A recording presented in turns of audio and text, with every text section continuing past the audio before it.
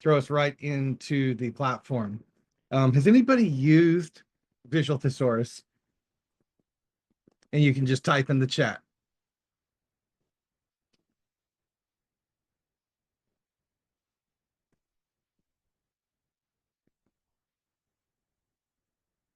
It's not like we talk about thesauruses every day. It's sort of one of those mundane topics. And but when you're working in academic writing or working on a dissertation, working on a thesis, word choice matters.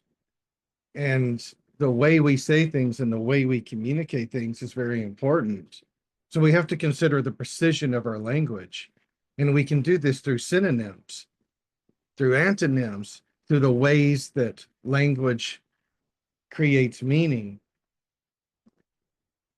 So I put the URL, and I'll share this several times with you in the chat box. I remember using this when prior to my proposal defense. I started using it probably in 2005. This platform's been around for a while. And while it was in beta, it was free, but it's no longer free. But I want to show you the prices. It's like $2 a month or like $19 for an entire year. And it actually makes exploring words fun. That's the thing, um, adults need to enjoy what they're doing just as much as children. And when you're working on something like a dissertation or a thesis, if you don't make it fun and be playful with it and enjoy the process and experience the process, it's just going to be another one of those things that you have to drag yourself through to get through rather than it being a fun, personally transforming process that you grow from as a scholar and as a writer. So Visual Thesaurus allows a little playfulness to word choice, which is so important, particularly when you're having to use direct quotes, paraphrasing. You find yourself using the same words like stated, so and so stated, so and so did this. And you end up using these same words over and over, and it makes it redundant. And often we use the same words over and over because we don't really have the vocabulary to choose another word.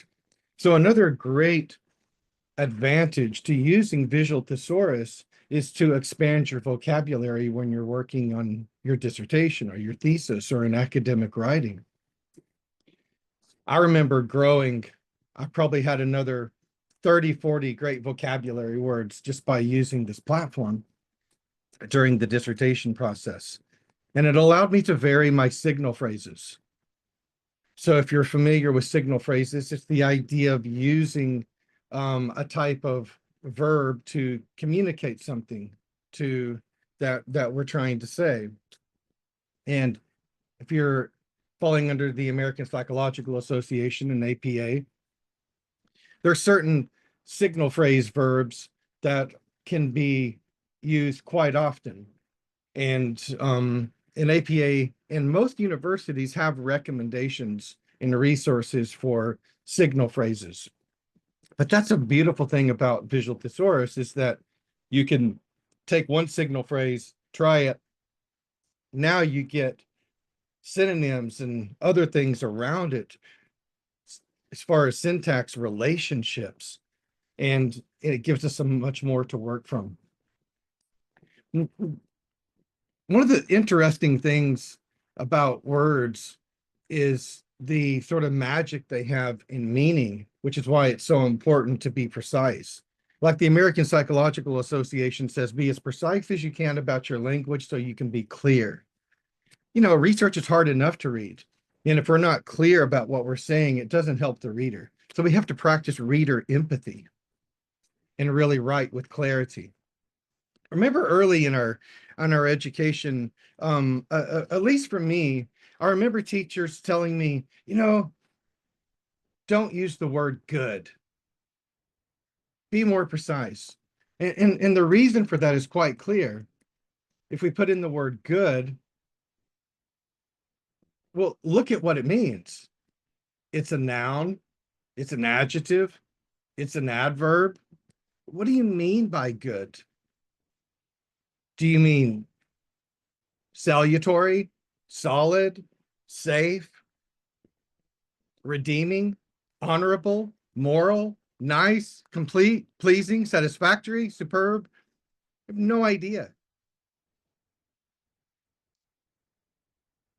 So check this out.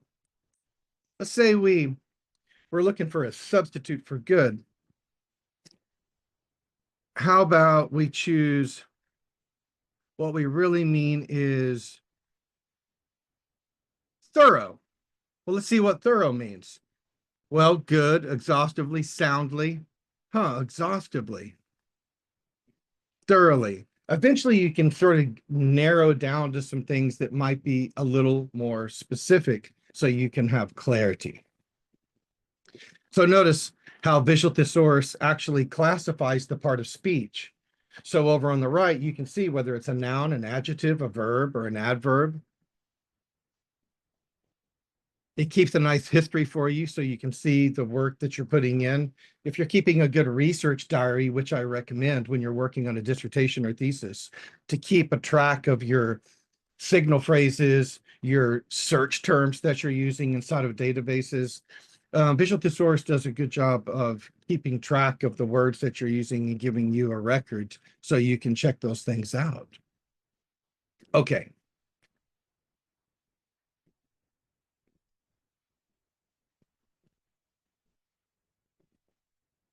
So I want to welcome you all to the webinar from the Dissertation Coach, Enhancing Academic Writing Through Effective Word Choice. This will be a little bit of a dive presentation into a very powerful tool. You know, just picking up a paper thesaurus isn't really engaging and motivating. But as you saw, Visual Thesaurus actually makes it fun. You can actually play with words. You can discover new meanings and things. You can get more precise.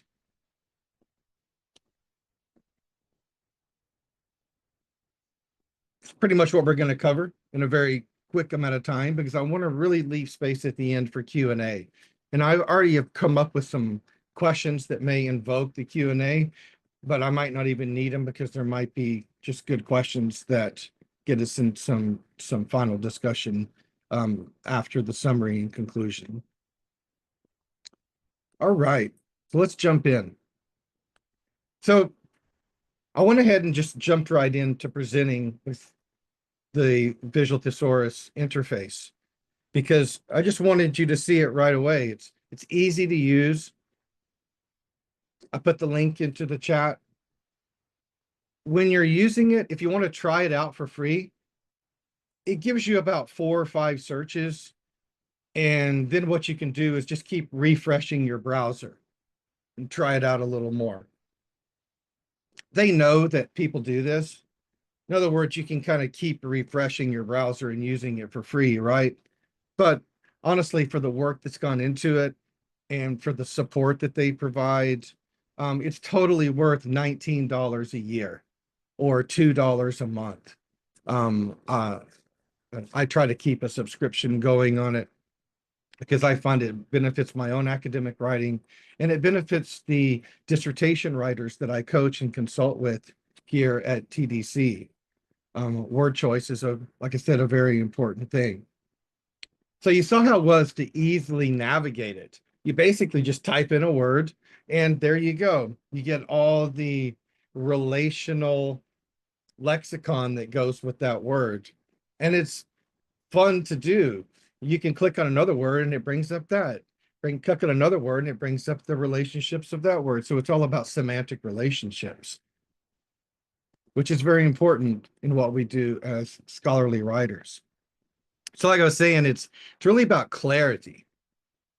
You know, if you're writing, say, an APA style, APA says, hey, we want to be clear in our language. So by choosing words, for example, look at this example over here I put from a screenshot of people. Do you mean people? Or do you mean family? Or do you mean a group? Or do you mean a citizen? Or do you mean an inhabitant? Notice it's about finding clarity and precision in our language to avoid ambiguity. It also helps set the tone. If we speak in vagary and ambiguity, we're not communicating. So speaking with clarity and precision allows our tone to be very professional and scholarly. It also shows your command of your field's language and the command of the language that you're writing in. So as you see on the image on the screen, it's just as easy as going to visualthesaurus.com and typing in a word, saying, look it up. So if you think about it, this is a tool to look at relationships. And if we can find relationships with the words, we can not only be better writers, but we can expand our own vocabulary. And it's almost like self-teaching. We can become more intelligent with words and have a way to communicate it with more clarity if we have the right words to use based on the semantics of it. You know, they also have accessibility in mind, and for you might not know how to pronounce certain words, or somebody with limited eyesight may need audio. So there is an audio pronunciation feature on Visual Thesaurus. As you saw, it filters for parts of speech. That's wonderful because sometimes we really need to know, am I talking about something or am I talking about an action? So it's beautiful to see how it makes these visual maps. And we're going to have some time at the end where I'm going to pull it up and allow you to choose some words that maybe you find are that you use over and over, or maybe words that you just get tired of. And so we will try to find some more relationships with those words to see if you can integrate some new vocabulary into your writing.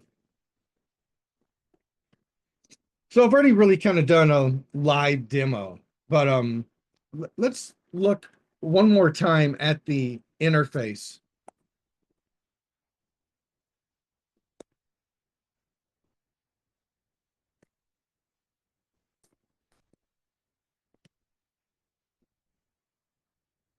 Let's go with this.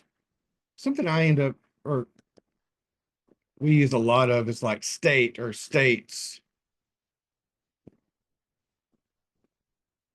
Sometimes we got our parts of speech over here on the right. We can see if we click on one of these words, it'll tell us, you know, if we like click on this, it'll show us with a little rollover. Okay, there's the definition of that. There's the definition of that. So you can just roll over these words, and then you can see over here on the semantic web that it's visually now showing us the relation. I want you to notice also this idea of proximity. If the word is closer to the word that you wrote, then it's closer in meaning.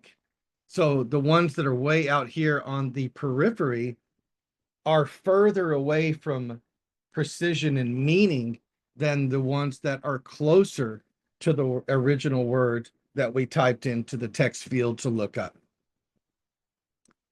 So there's the way this is presenting it is very important.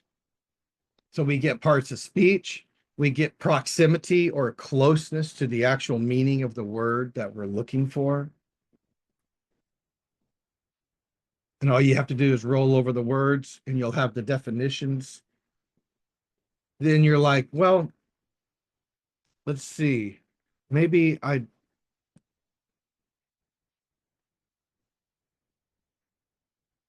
notice how you can keep going down doing this for like,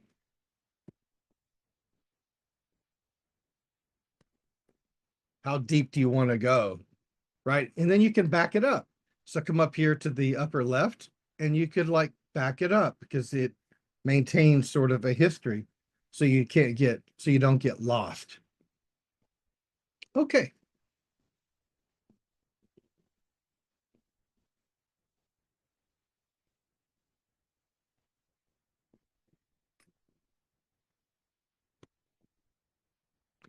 like I was saying, we overuse words a lot when we're writing, and we need a variety of words, and we often need words to convey very specific things, maybe within specific domains that we're doing our research in and we're writing in.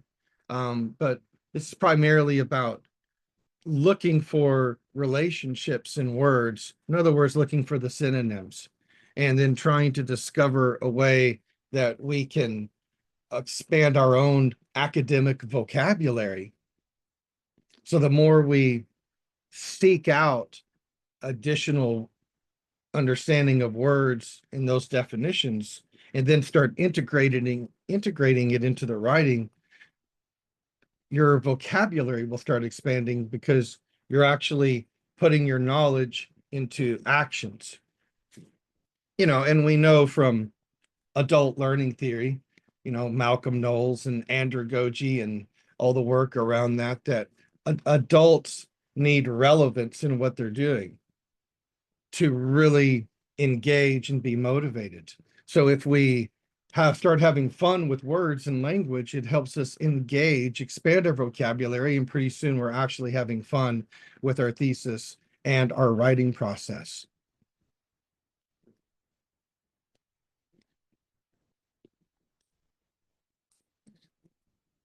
So just the ability to refine academic language is very important. And most formats require precision because you're trying to communicate something. So if we're working in the field of education, we are social scientists. So we have to use scholarly and scientific language to convey things with as much precision as possible, so we don't leave the readers in a state of, I don't understand what you're saying. I don't understand what you're communicating. So let me stop real quick and we will try something. Somebody type a word into the chat that they use a lot, and they would maybe like to come up with something new. Let's try it out to see if we can come up with a more precise word.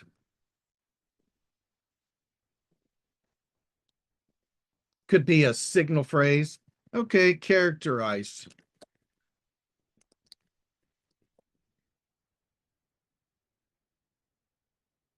Yeah, the only other relation is qualify. Delve. That comes up a lot, doesn't it? Cut into, turn over, dig into. Now, you might want to explore dig, because with dig, you're going to have more relationships that come up that help you to explain what you mean by tunneling into something and going in deep.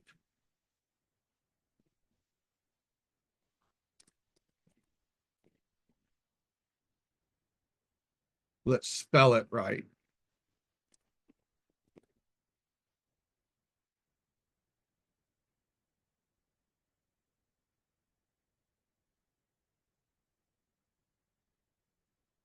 Therefore, consequently, thence, thus, we might want to explore consequently for a minute and see if there's anything else. So sometimes you're going to just wind up only having a few options, because words that are really precise are not going to have 100 semantic relations like the word good or the word bad. Observe.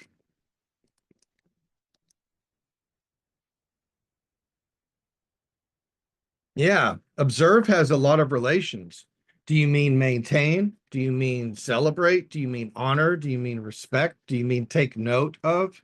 Do you mean remark? Do you mean to find or discover? Let's check out find. Here's the semantic relationships with find. We might want to try discover. Here's some more semantic relations with discover. Notice these words that are out here on the periphery: perceive and comprehend. They're a little further removed. They're basically saying the semantic relationship between discover, perceive, and comprehend is kind of away from each other, but they are related to each other. And we actually use words like comprehend and perceive often. Um, comprehend, probably a little more quantitative term, and perceive, more of a qualitative type term. We think about perceptions and perceiving things. So perceive, comprehend, understand, realize. Notice the little icon here with the mic, with the speaker. This will pronounce the word for you. That's good, because a lot of times we may run across vocabulary that we really don't know how to pronounce it.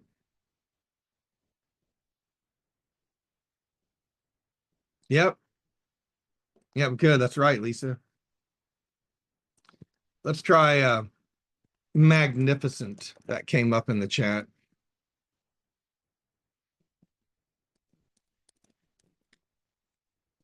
Brilliant, glorious, or splendid. So you may want to do a little exploration in these. Brilliant, splendid, glorious. Yeah, glorious definitely had a bunch of relationships.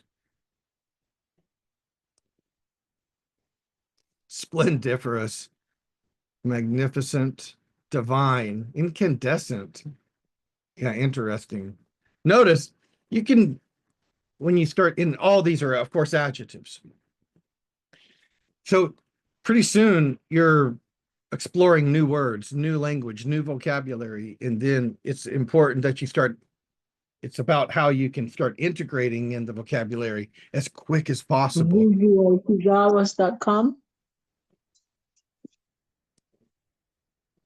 Oh, we're keeping mics off right now. We'll have Q&A at the end. Phenomenal. Phemenal. Let's try that. Oh, okay. Extraordinary. Well, let's look at the relationships of extraordinary. Now, extraordinary opens up an entire array of semantic relations connected to phenomenal. So sometimes by starting with one word, you can actually discover a new word, which then opens up the door to more vocabulary and semantic relations. Let's try one more, and then we'll carry on with the presentation. Context. Not much, right? Not much. But we can look at setting. That might open the door to some words that would be relevant. And they're all nouns. Notice if you pull these little menus down right here, you'll get some further suggestions for the word that you use. In other words, it helps you, it'll guide you. And then you can see, you can start loading your own word list of things. And let's look at the settings interface.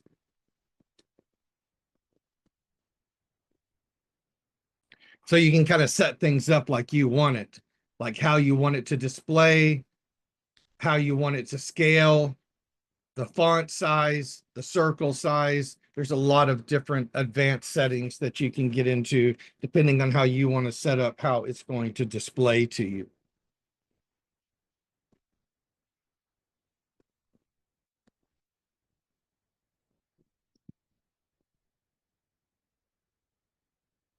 Yeah, good words. Thanks for sharing those words and participating in that little demo by trying some of those words out to see where they go.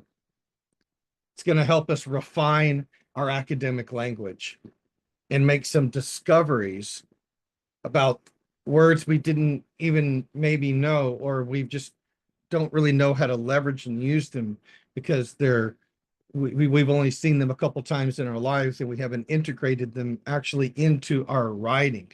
Once you start integrating new language into the writing, you will start really refining your academic language. Think about how synonyms help us build cohesion too. You know, they can allow for thematic consistency, As you saw on the interface, one idea and one word then can connect to a whole nother words by choosing words that provide us with this cohesion. It makes the flow of our writing better. Like with APA style writing, they want you to write in narrative style, like prose. They want it to be flowing. They want the ideas to connect together to keep the reader engaged and moving through the narrative.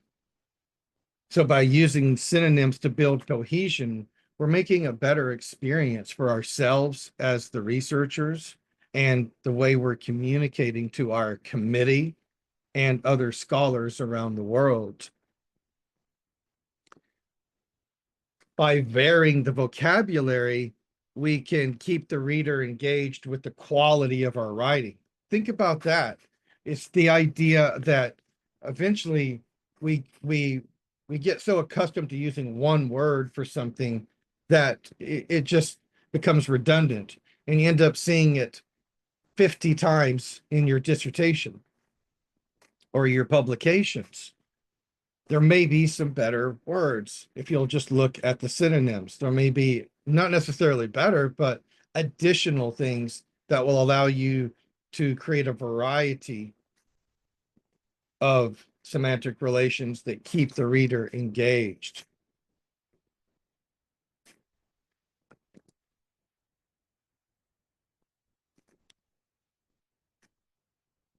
A lot of what we do when writing is crafting signal phrases when we're having to paraphrase and quote.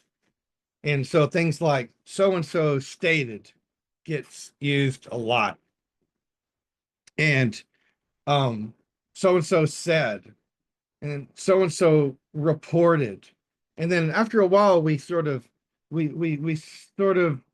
lose the ability to go any further, and we just keep using the same signal phrase verbs over and over and over. So, but if we start thinking about the semantic meaning behind the words of what we're saying, we'll stop doing that and we'll become more conscious of the function of the word to communicate clearly what we're actually trying to say. So, for example, think about these common APA signal phrases over here on the screen. Like neutral reporting may be just so-and-so said, so-and-so stated. But when you're writing a literature review, you need to synthesize and analyze. We need signal phrases that help us look at agreement of things, disagreement, maybe highlighting evidence, synthesizing, comparing. In contrast, this is what Visual Thesaurus is great at, helping you come up with verbs that you can use as signal phrases that will enhance your literature review, allow you to build sentence starters with varied use of verbs that have more meaning. When I'm working in coaching and consulting with my dissertation writers, I often find they just use the same signal phrase over and over and over in the literature review. And the problem with that is then they're not addressing the conciseness of the literature that they took that paraphrase from. So if you're paraphrasing about something you found in your literature review and it was statistical, you may want to use the word so-and-so measured and then reported. Notice I'm switching to the language of quantitative methodology.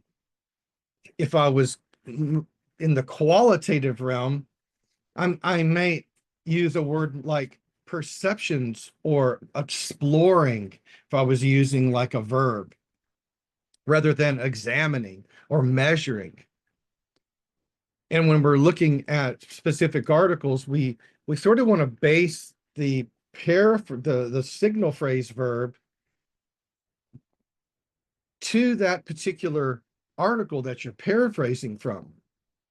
So it actually aligns with it. So it's not just about randomly and haphazardly choosing signal phrases. It's about choosing signal phrases that have meaning based on the actual research and journals and manuscripts that you're pulling information from and sort of aligning those verbs with the way that the author of that research is actually communicating and reporting it. So it allows you to make stronger connections between things, and it allows you to be more precise.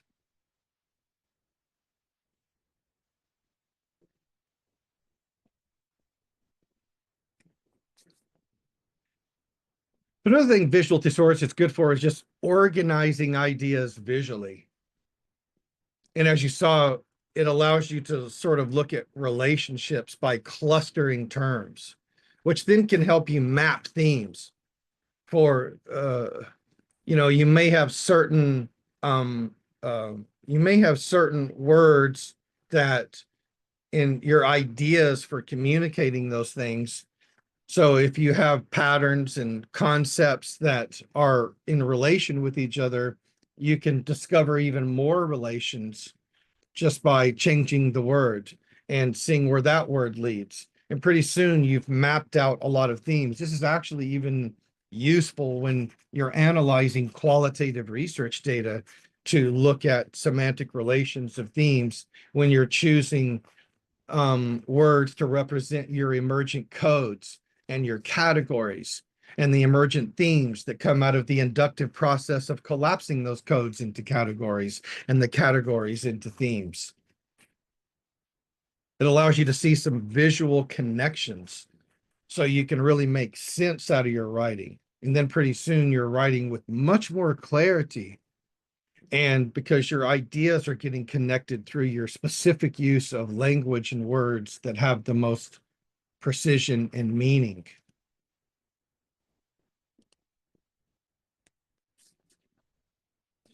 You can also consider thinking about using Visual Thesaurus to integrate with other tools, whether you're, writing in Microsoft Word or you're keeping a research log. If you're keeping a research log, you may want to keep track of the keywords that you're using, like in databases, and maybe keep a log of terminology that you're using for signal phrases. And that could become part of your research log. It's also very useful when you're working with like citation managers.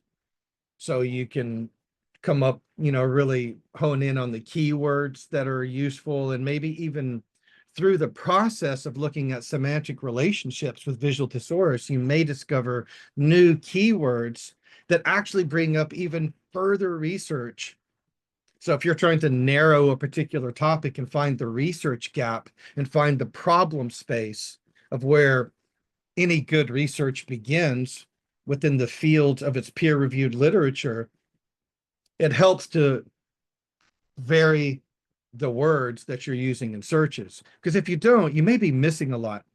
I often work with writers during the literature review process, and they're kind of stumped because they're not finding anything. And so once I open up the door to say, okay, let's maybe look at some other language, some other words, some other relationships.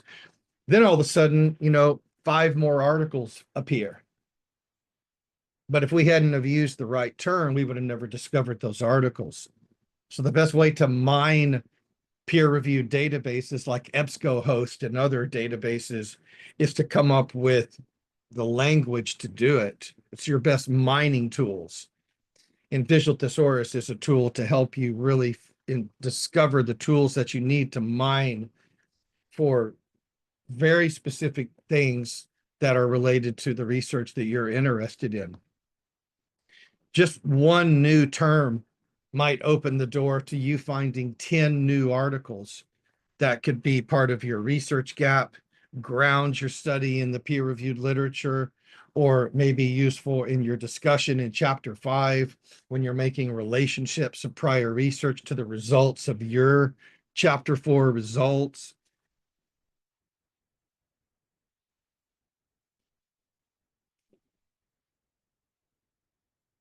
So what I recommend just on a practical basis is to use Visual Thesaurus for some daily workflow integration. sit down, work on a piece of writing, even if it's just a paragraph or a page, just work it into the writing routine. So and pretty soon you'll find that you're writing with language that's more clear, you're increasing your vocabulary, you're making better connections between, particularly in the literature review, because you're trying to make these comparisons. And you need sort of a language around that. Sometimes the idea of synthesizing and analyzing literature can be quite confusing to novice researchers, and you end up doing things just like an annotated bibliography style of just summarizing an article every paragraph, which is the complete opposite of what is expected for a literature review, which is to find relationships among the literature, grouping them and clustering them together. But how do we make those relations when we're writing? Through the use of precise language.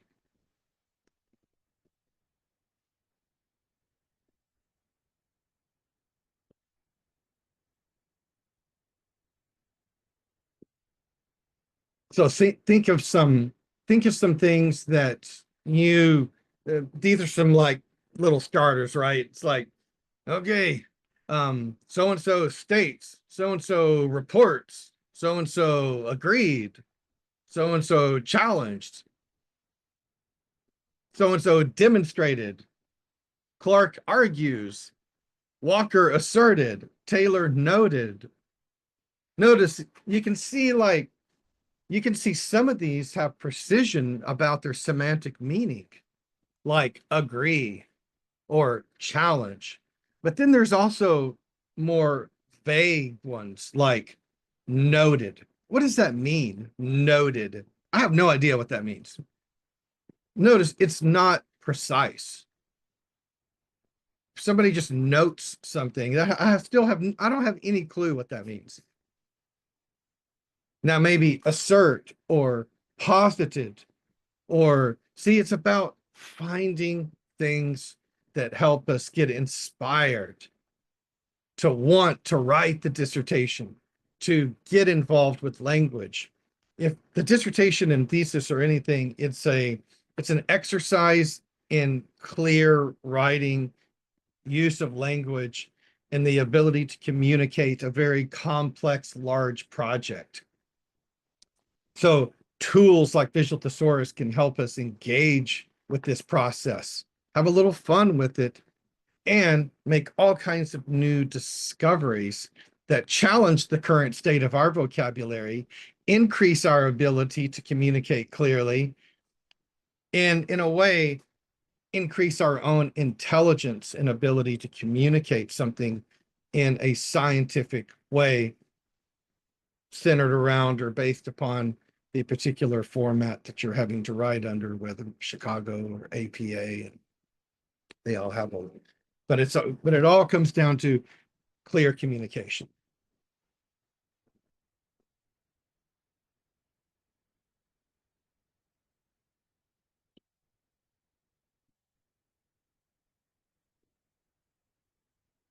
I'm going to go back to this one just for a second because I do want to try a couple signal phrases. Help me out with some signal phrase verbs. What are some signal phrase verbs that you use over and over that you're just tired of using? Let's try some of those verbs out. So signal phrases are what we say that, just like the slide we were just looking on, they're verbs that help us communicate something like stated, or so make sure it's a verb and not a noun.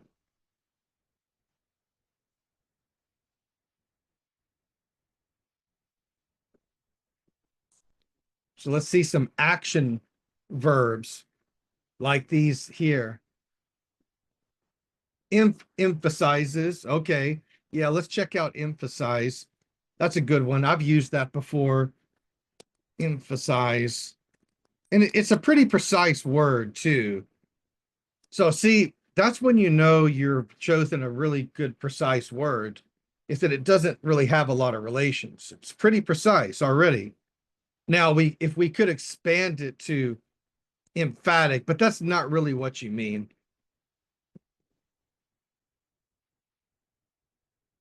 Explore. Yeah, or explores, explored. We use that a lot, particularly in qualitative language. We're exploring the perceptions of people. We're not trying to measure. We're using inductive logic, not deductive logic. So the language of inductive logic versus deductive logic is actually quite unique. Explore. Okay, investigate. Research. Let's check out investigate. Inquire. Notice we're coming up with some different verbs that we could use to sort of, it helps us to understand explore. But explore already is a pretty precise word. You know, there's not like tons of things. It's not like looking up the word good or bad that mean 100 things. And it's often used in qualitative research. I typically use the word investigate and measure for quantitative research and findings. I investigated. I I examined. I measured. In fact, let's try the word examine. That one came up in the chat. Query, question, probe. Probe is one of those words that's particularly good for qualitative research, probing during semi-structured interviews. Prove, test. See, notice the word examine has relationships with proving and testing, which means that vocabulary is really aligned with quantitative research. So when you're examining and measuring variables, you're testing hypotheses, you're proving things, then each one of those words has even more relationships that may be applicable. Noted. Let's look at noted. Notable, infamous, probably not. These are kind of emphatic words. But you may want to explore other things. Noted, famed, celebrated, renowned. Celebrated, famed. Notice we're kind of going in a circle here.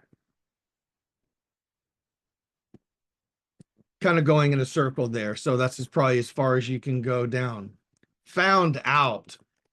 To me, that sounds more like a conversational tone when you just find something out.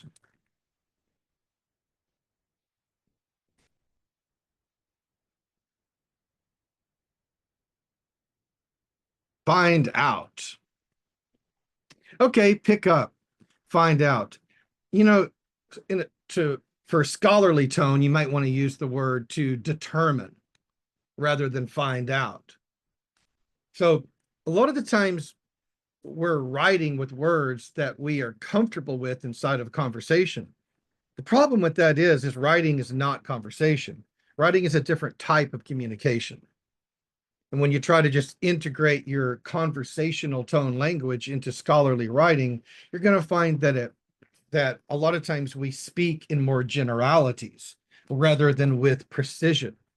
Scientific writing and academic and scholarly writing requires precision so that each word conveys a specific meaning, so there's clarity in the communication.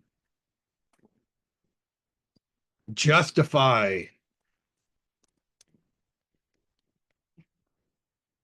Rationalize. Warrant. Vindicate.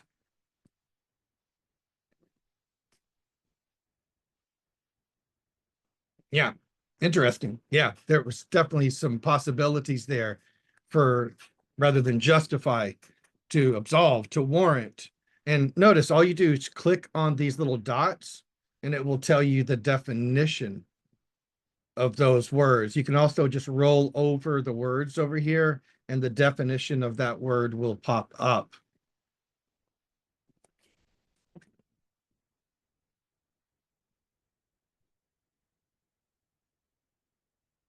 Espoused. I like that one. Espoused.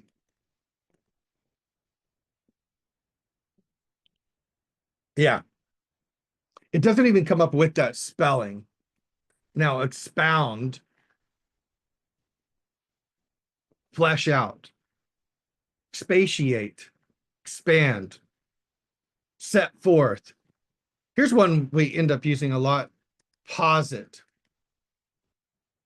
situate, postulate, put forward, to state, to submit. And then put forward may open up a whole nother set of words that are asserted, somebody posited, somebody aroused, bring up, conjured up, evoked. Notice some of these words are definitely more conversational type, and some would be better served for scholarly. Okay, I want to honor time. Thank you for participating and getting all those samples in there. I hope that sort of opened up the door to some more vocabulary for you that you feel would be best suited for your scholarly writing. So we've talked about vocabulary and cohesion. We looked at expanding your academic vocabulary, how to refine the academic and scholarly language, how to take synonyms and build cohesion more, how to craft signal phrases, and how to organize ideas visually.